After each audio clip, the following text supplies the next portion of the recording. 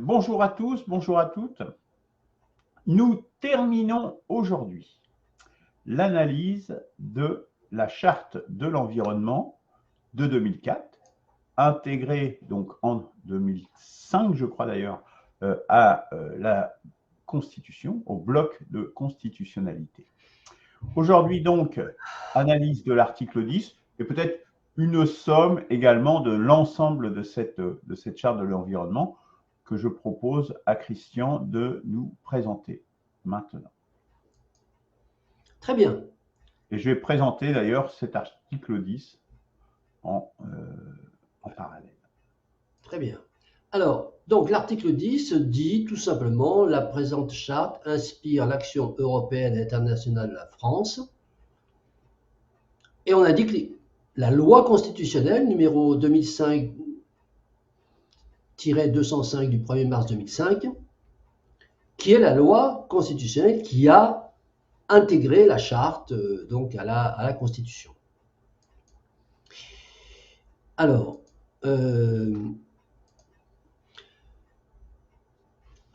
donc cet article 10 ne dit pas grand-chose, si ce n'est que ce qu'on avait déjà lu dans les articles précédents, et notamment dans l'article 8, qui disait que l'éducation et la formation devaient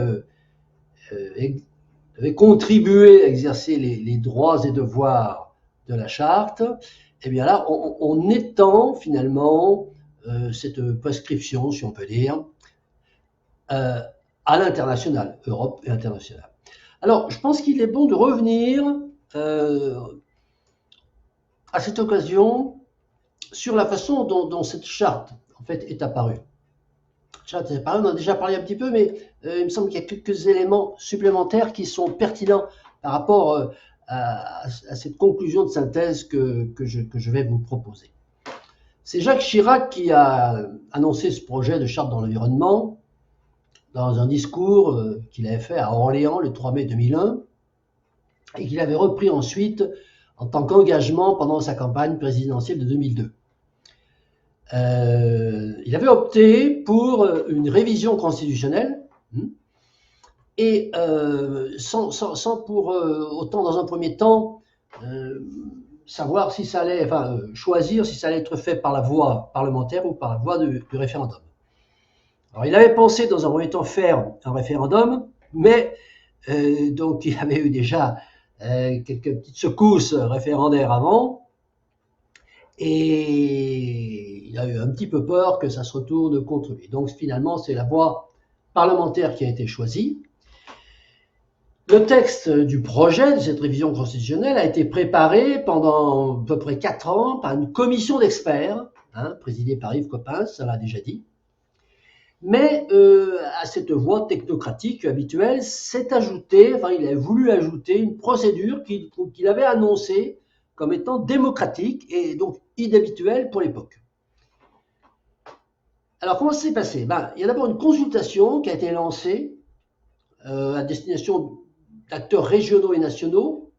Il y avait environ 55 000 acteurs nationaux et régionaux, sous la forme de questionnaires à disposition sur un site internet spécialement dédié à l'élaboration de cette charte. Et ça a reçu, ce questionnaire, il a reçu 11 000 réponses. Parallèlement, et c'est là qu'on prend corps cette procédure annoncée comme étant démocratique, sur le thème « Participer à l'écriture de la charte de l'environnement », il y a eu des ateliers régionaux qui sont organisés du 29 janvier au 5 avril 2003, alors pas énormément, il y en a eu 10 en métropole et 4 en outre-mer, qu'on avait voulu, qu'on avait présenté comme devant être des communions entre le monde scientifique, entre le monde politique et la population, les citoyens. Mais dans la réalité, la répartition autoritaire des thèmes autorisés, alors, confère le grand débat national de 2022, 2021, je ne sais plus, où là aussi, il y avait des thèmes autorisés et pas d'autres. Et donc, cette répartition autoritaire, de fait, elle occultait les aspects essentiels, dont l'énergie nucléaire, notamment. Et va dire, l'unilatéralité des discours institutionnels, le manque de temps. Et bien, ça a contribué à, disons, donner définitivement l'apparence d'une farce démocratique, de la farce qu'on a appelée, moi j'aime l'appeler la farce de la démocratie participative, où les soi-disant citoyens d'ailleurs n'étaient en réalité que des représentants, et sont toujours des représentants d'associations financées et subventionnées par l'État. Voilà. En plus, on peut dire que cette consultation locale, bon, c'était en fait qu'une apparence de participation au sens juridique du terme. Parce que la participation suppose en effet que l'autorité publique produise un avant-projet révélateur de ses intentions, qu'il soit soumis à la critique publique et que toutes les options restent ouvertes. Alors ça a été déjà annoncé par la Convention d'Aarhus. Aarhus, c'est une ville au Danemark. Convention d'Aarhus du 25 juin 1998, qui est une convention sur l'accès à l'information, la participation du public au processus décisionnel et à l'accès en justice en matière d'environnement, notamment l'article 8. Je vous cite cette convention d'Aarhus parce que Chirac, enfin la commission Coppens, s'est basée sur cette convention pour dire nous allons faire une consultation citoyenne. Alors cet article 8 de cette convention européenne d'Aarhus, elle indique un certain nombre de choses. Alors très rapidement, elle dit que chaque partie s'emploie à promouvoir une participation effective du public à un stade approprié, et tant que les options sont encore ouvertes, c'est-à-dire que encore en haut, on n'a pas déjà décidé ce qu'on allait faire, durant la phase d'élaboration par les autorités publiques des dispositions réglementaires et autres règles juridiquement contraignantes d'application générale qui peuvent avoir un effet important sur l'environnement. Vous allez voir cette convention d'Aarhus, c'est comment est-ce qu'il faut faire lorsqu'on fait une convention citoyenne sur l'environnement. En 1998, on avait déjà planché au niveau européen là-dessus. Et la convention d'Aarhus continue en disant que, à cet effet, pour que voilà, chaque partie puisse s'employer à promouvoir une participation effective, il y a 3 conditions. Il faut fixer des délais suffisants pour permettre une participation effective. Or là, les délais ont été, il y a eu simplement 2 ou 3 mois. Voilà, la participation, ça s'est fait au pas de course. Deuxième condition, publier un projet de règle ou mettre celui-ci à la disposition du public. Voilà, ce qui n'avait pas été fait. Et troisièmement, donner au public la possibilité de formuler des observations, soit directement, soit par l'intermédiaire d'organes consultatifs représentatifs. Donc c'est cette consultation citoyenne dans le cadre de l'élaboration du projet de la charte de l'environnement n'a pas du tout respecté les principes naissants de cette convention européenne qui avait pourtant été élaborée précisément dans le cas où une nation voudrait élaborer une charte sur l'environnement. Alors, en réalité, rien n'avait filtré officiellement des intentions gouvernementales, ni même des organes consultatifs, ce qui fait qu'il y avait un décalage entre ceux qui savaient et ceux qui en parlaient. Et d'ailleurs, les choses sérieuses se jouaient uniquement à Paris, et les acteurs citoyens même, les acteurs subventionnés, s'en sont rendus compte, ils ont répugné à se déplacer. Pourtant, c'était des responsables d'associations subventionnées, et ont rechigné à discuter sur des points qu'ils avaient déjà jugés, déjà acquis ou écartés au niveau central, par exemple le nucléaire, on n'en parlait pas. Bon, donc on avait créé un paravent de participation, mais en fait c'est le jeu technocratique classique qui s'est joué. Alors, le projet de loi il a été approuvé par l'Assemblée nationale, puis par le Sénat, le Parlement s'est réuni ensuite et a entériné une écrasante majorité, 531 voix contre 23, le projet de loi constitutionnelle, et donc la Constitution a été modifiée par cette cette loi constitutionnelle du 1er mars 2005.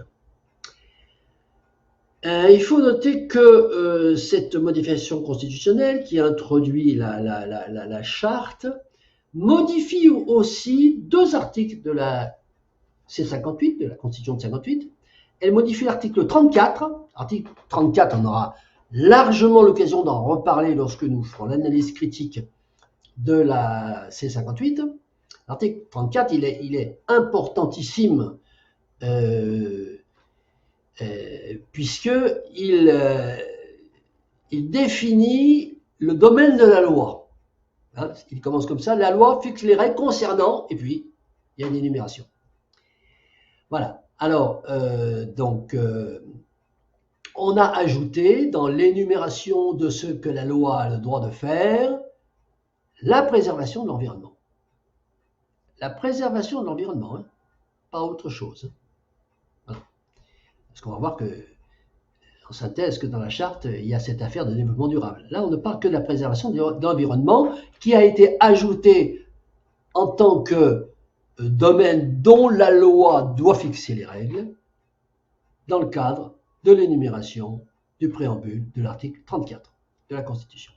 Et puis, bon, évidemment, il modifie le préambule lui-même de la Constitution de 58, puisque on avait jusqu'à présent simplement le peuple français proclame son alignement, son attachement aux droits de l'homme et aux principes de la souveraineté nationale, tels qu'ils sont définis par la Déclaration de 1789, confirmé et complété par le préambule de la Constitution de 1946 et dans la Charte de l'environnement.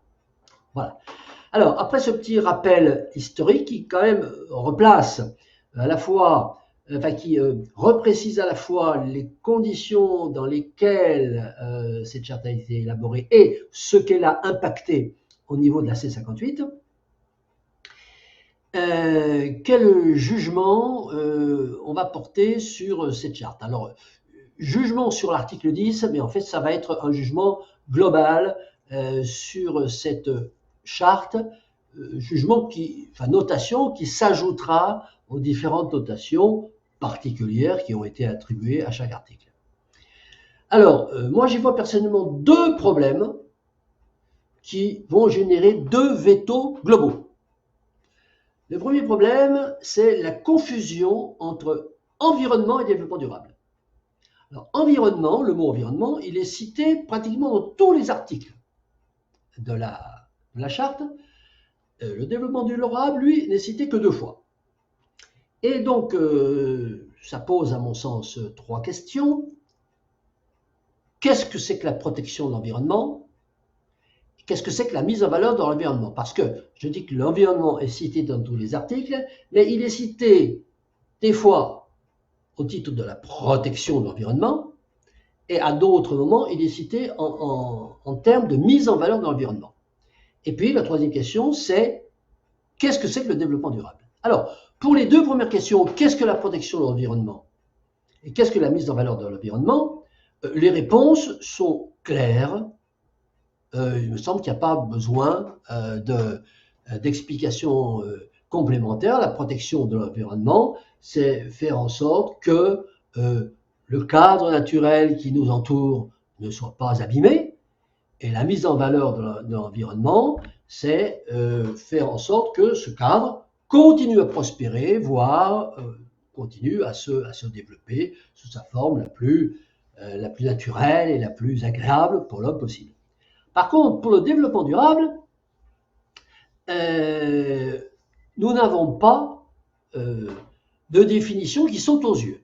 Alors, dans la mesure où nous n'avons pas de définition qui saute aux yeux, on va essayer de savoir s'il est défini quelque part, notamment dans la charte qui l'a introduit, finalement. C'est la charte de l'environnement qui introduit la notion de développement durable. Alors, on va chercher dans cette charte et on va trouver 2 articles qui vont peut-être nous aider à comprendre ce que le rédacteur constitutionnel entend par développement durable. C'est tout d'abord, alors, pas un article, mais la prémisse. On sait que cette charte, elle est constituée en 2 parties, 8 prémices et 10 articles.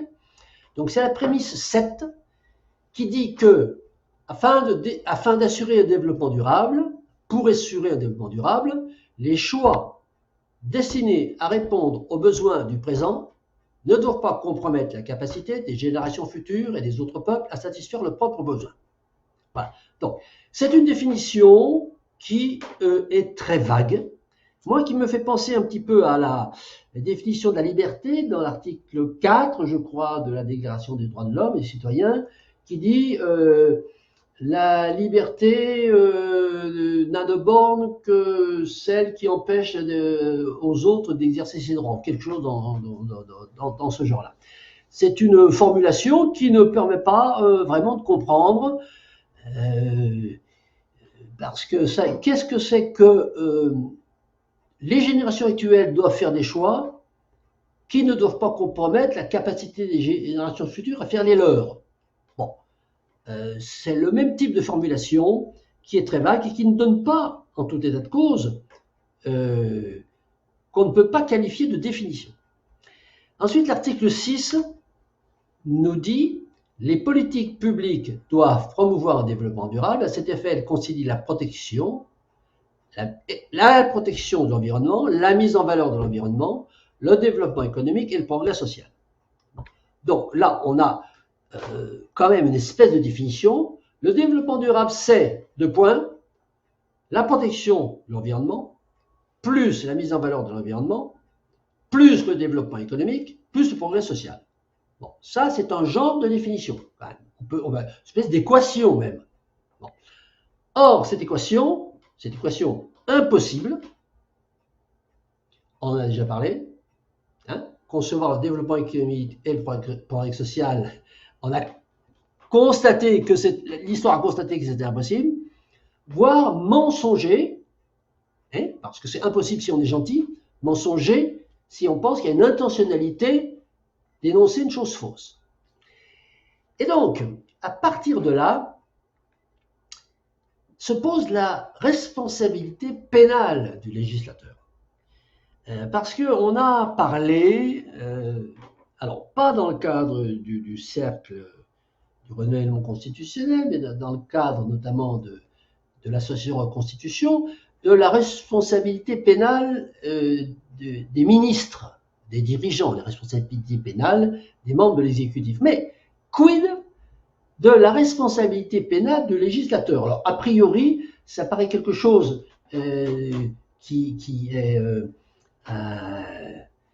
n'est pas possible, on n'en parle jamais, mais lorsque on constate ou on est convaincu qu'une loi ou qu'une constitution énonce des choses qui peuvent être toxiques, la notion de responsabilité pénale du législateur, à mon avis, doit être évoquée. La question, c'est donc, mais comment est-ce qu'on peut la qualifier? Comment est-ce qu'on peut qualifier cette responsabilité pénale? En cherchant dans ce qui existe. Ce qui existe, il n'y a pas grand-chose. Il y a le crime contre l'humanité, qu'on va trouver dans le code pénal. Le crime contre l'humanité, il concerne principalement deux articles. C'est le 211.1 qui énonce le génocide. Bon, c'est pas ce dont on parle, c'est pas un génocide. L'article 212, donc 211.1, génocide. L'article 212.1, il y a une énumération de 11 infractions qui sont constitutives du délit de crime contre l'humanité. On va trouver l'atteinte volontaire à la vie, l'extermination, la réduction de l'esclavage, etc., etc.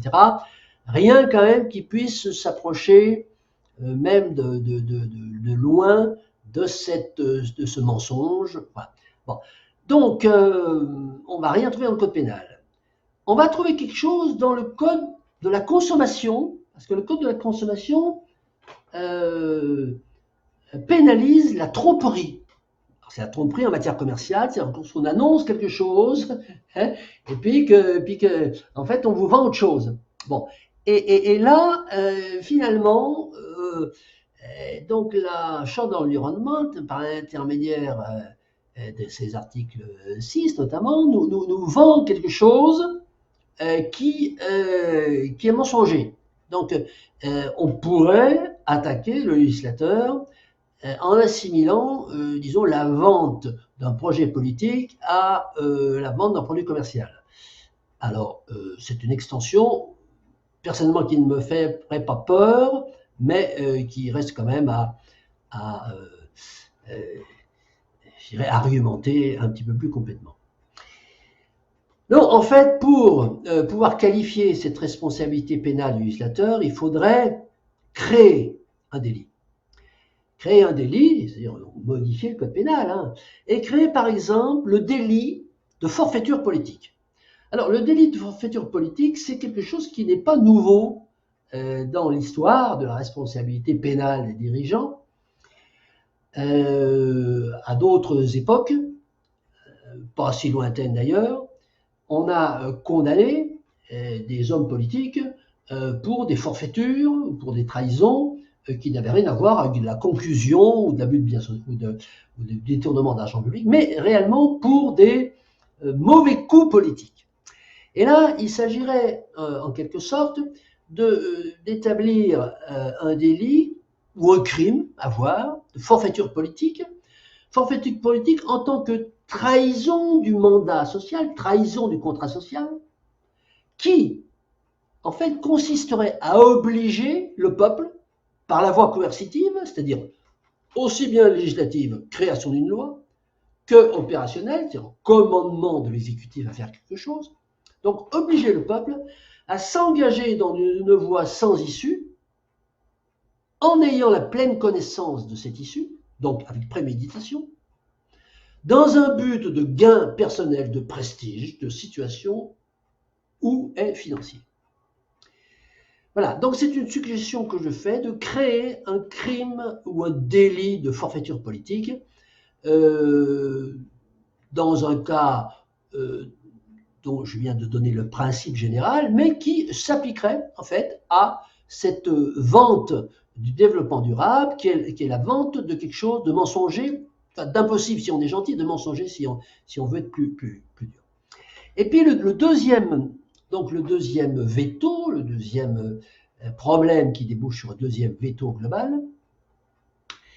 Oui, alors donc, je veux dire que cette apparence de forfaiture politique, cette probabilité de requalification en forfaiture politique nécessite bien entendu un veto global pour l'ensemble de la charte. Deuxième veto global, c'est pour un autre motif, celui-ci, c'est pour le motif d'institutionnalisation d'une propagande d'État au niveau national et, on l'a vu dans l'article 10, élargie à l'international. Alors, qu'est-ce que c'est que cette institutionnalisation d'une propagande d'État? C'est le fameux article 6. Les politiques publiques doivent promouvoir un développement durable. À cet effet, elles concilient la protection et la mise en valeur de l'environnement. Et puis, l'article 8, surtout, qui enfonce le clou en disant que c'est l'éducation et la formation qui doivent contribuer à l'exercice des droits et devoirs définis par la présente charte. Alors, au niveau de l'existant, sur quoi on pourrait se baser? On pourrait éventuellement se baser sur la loi du 9 décembre 2005, la loi concernant la séparation de l'Église et de l'État, qui dit que la République assure la liberté de conscience, qu'elle garantit le libre exercice des cultes sous les seules restrictions édictées, voilà, que la République ne reconnaît, ni ne salarie, ni ne subventionne aucun culte, voilà, et que les établissements de culte sont soumis, etc., etc., etc. Alors, pour cela, il faudrait assimiler la promotion, la valorisation de la profession de foi sur le développement durable comme quelque chose de religieux. Alors, on en a déjà parlé, je ne vais pas m'étendre là-dessus, je pense que c'est la réunion précédente ou celle d'avant dans laquelle nous avons assimilé en fait cette promotion du développement durable à une religion. Plus disons plus concrètement, il faudrait également créer une infraction. Créer une infraction comme j'ai proposé de le faire pour le premier délit. L'infraction à créer, ce serait le délit de propagande scolaire.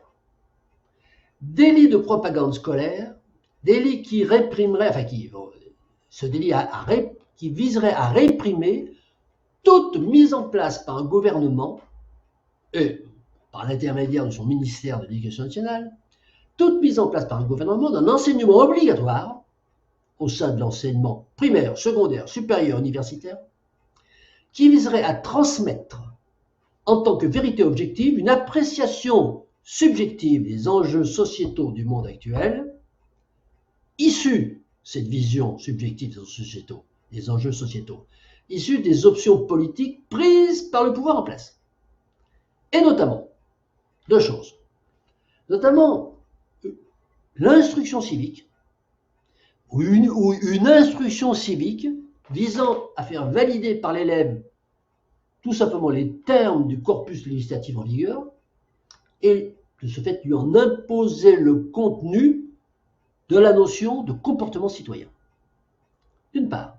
Et d'autre part, alors bon, cette fameuse formation dite à l'environnement, instituant en projet de société un développement économique éternellement durable, alors que la réalité des lois physiques conduisent inéluctablement à la régression économique par suite de la raréfaction progressive des ressources énergétiques et minérales. Donc, cette infraction de propagande scolaire, qu'on a commencé déjà à pressentir avec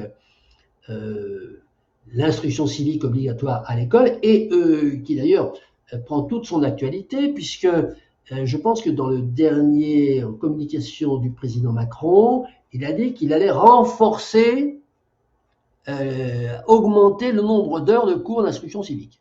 Et le nombre d'heures de cours, on va expliquer aux citoyens qu'il faut bien respecter ce qui est écrit dans la Constitution. Et que ce qui est écrit dans la Constitution, c'est une valeur aussi axiomatique, enfin une valeur aussi réelle, aussi concrète que le théorème de Pythagore. Et d'autre part, quelque chose qui est plus lié directement à la charte de l'environnement, c'est cette universalité du développement durable comme devant s'appliquer à toutes les missions ministérielles, tous les domaines de l'action publique, alors que le développement durable est quelque chose qui est mensonger. Voilà donc ma conclusion sur la charte de l'environnement. Je vous remercie. Donc c'est très bien d'avoir fait justement cette synthèse un petit peu et ces deux vétos sur lesquels je reviendrai.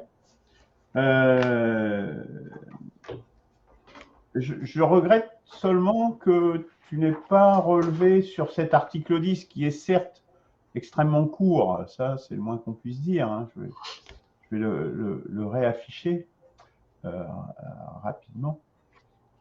Mais la présente charte inspire l'action européenne et internationale de la France. Bon, je dirais quand même qu'on est totalement dans le cadre du vœu pieux et l'emploi du verbe inspire, c'est vraiment le truc qui veut absolument rien dire. C'est-à-dire que là, on est plus que dans le flou, là, dans l'imprécision, on est dans le fumeux total.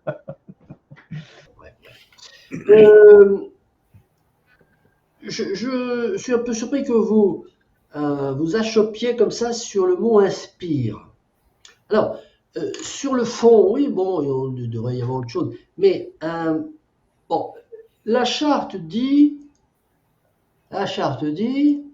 voilà, que l'action du gouvernement, lorsqu'il va en Europe et à l'international, elle doit être inspirée par cette charte. Pourquoi pas ?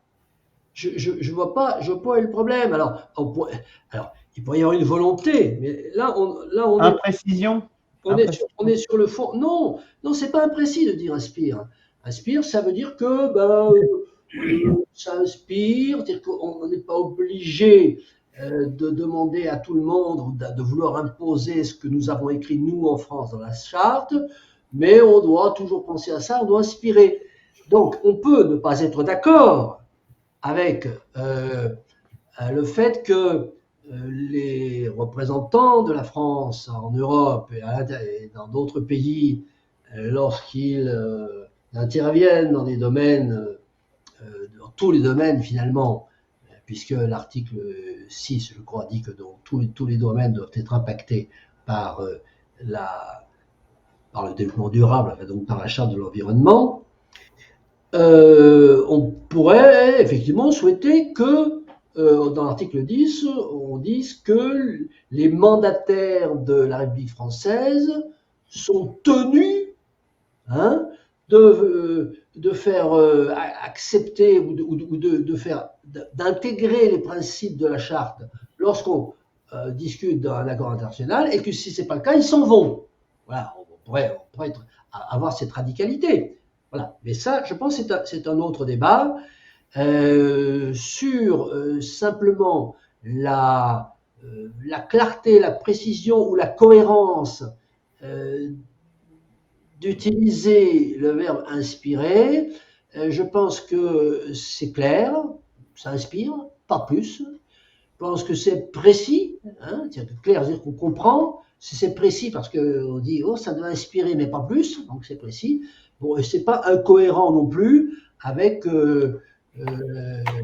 quoi que ce soit, à moins qu'on m'en apporte le contraire. Donc je ne suis pas d'accord pour mettre un veto tout au moins dans le cadre méthodologique que nous avons retenu, c'est-à-dire sur la rédaction elle-même. Voilà.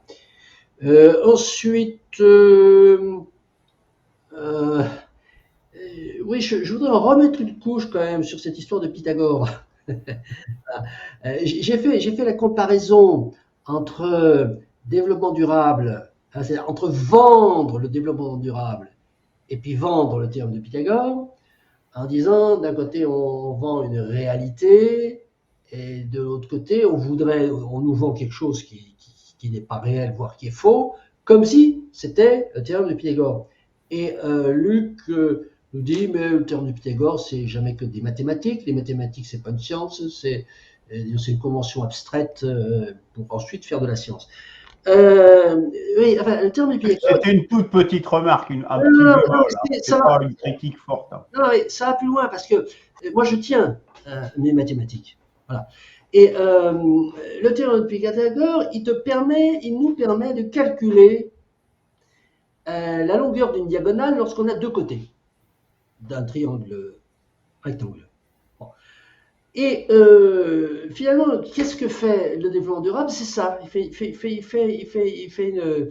une diagonale, hein, parce qu'on a deux côtés. Un côté, c'est l'énergie, les ressources énergiques. L'autre côté, hein, j'ai fait là, on a un côté ici, c'est énergie, hein, en ordonnée, c'est bien, en abscisse, de toute façon, un repère orthonormé, mais on peut dire que c'est un triangle rectangle. On a les ressources minérales et la diagonale, bon, c'est une image, hein, c'est le développement durable. Et Robert Solow, il ne fait pas autre chose, hein, il met la croissance en équation. Et la croissance, pour avoir la croissance, c'est ça, plus le capital multiplié par l'âge du capital, poum, et puis on a la croissance. Donc, ils nous vendent de la croissance comme une équation mathématique. En disant il n'y a pas de problème, c'est le développement durable. Si on met l'énergie qu'il faut, c'est-à-dire l'énergie limitée, si on met les matières qu'il faut, c'est-à-dire les minerais illimités, on va avoir un développement durable. Donc, ma comparaison au terme de Pythagore n'était pas fortuite. C'est introduire en fait de la mathématique, hein, dans quelque chose, qui n'est pas de la mathématique, puisque l'économie, alors, bon, beaucoup l'ont dit, Roegen l'a dit et redit en introduction, l'économie n'est pas une science. Hein, bon, il était mathématicien et économiste. Alors, vous pouvez dire, Cochet aussi est mathématicien et économiste. Bon.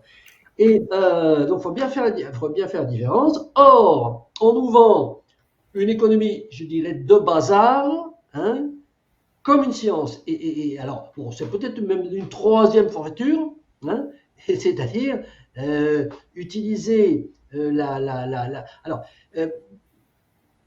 bénéficier du fait qu'aujourd'hui il y a une religion du citoyen moyen vis-à-vis de la science, le scientisme, bon, et utiliser ce credo absolu du citoyen de la science en disant, voyez, la croissance, le développement durable c'est la croissance infinie, la croissance durable, éternelle, eh bien c'est un théorème scientifique. Voilà pourquoi j'ai fait un théorème scientifique qui est basé sur une équation mathématique. Voilà pourquoi j'ai utilisé ça. Excusez-moi, mais j'ai vraiment, il y a quelque chose qui, sur le mot inspire, je vais revenir sur le mot inspire. Et sur cet article, je ne sais pas, une charte, c'est quelque chose de solennel.